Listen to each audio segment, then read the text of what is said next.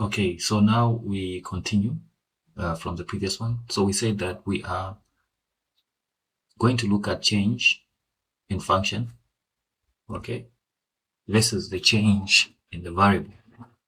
Okay. Now we said that when we are looking at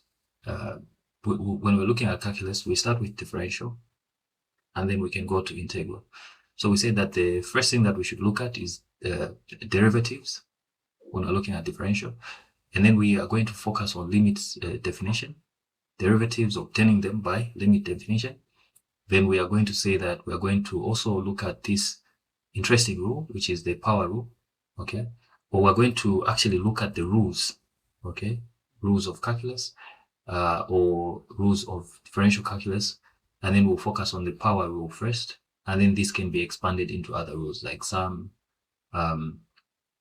product, quotient, and things like that. So this is what we're dealing with. Okay, now let's say we have a function fx is equal to x squared. We feed this function 2, it will give us 2 squared is equal to 4. We feed this function 3, it will give us 3 squared, which is 9. Now look at the result. The result changes. The input, because of the change in the input, the function itself has stayed the same. Okay, there are 3 things. The function is the same, the input is changing, hence the result is changing. And so this premise is upon which we build the limit definition or the derivatives. Okay.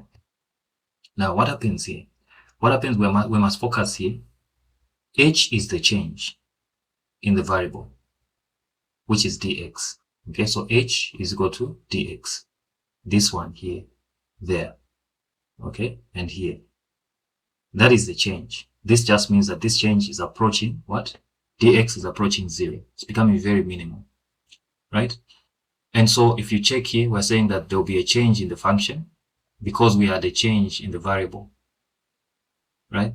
And if we put these together, we're going to say that we have a change in the function. This function could be y, for example, if that was y.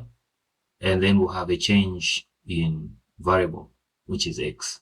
This can also be represented as dy over dx. And what is this? This now becomes what? Becomes the derivative. So that's what we are doing. And how do we do this? We do this by doing some manipulations here to avoid this situation. Why are we already saying that we should avoid this? Because look at the change, it's approaching 0. And it's actually the divisor, right? So we want to avoid creating this situation here, right? So the change in function, we see it here, over the change in variable gives us what? It gives us the derivative. But it has to be at a point where this is approaching 0. Okay, so again, this is change in y over change in x. This is what we focus on when we're talking about differential calculus. And so this limit definition is almost like a manual means of doing it. And then this is almost like you're using, if you use now the rules, it's almost like you're using, let's say, calculators and stuff like that to make it easier, right? But very important to understand that this is the change in y and this is the change in x. And the only complication is that we have to avoid this form, and we avoid this form by doing a number of manipulations like we did when we're doing the limits. We were always trying to figure out a way of avoiding the indeterminate forms, and there were many forms, except that now we'll focus on this single form. All right, so let's do some examples.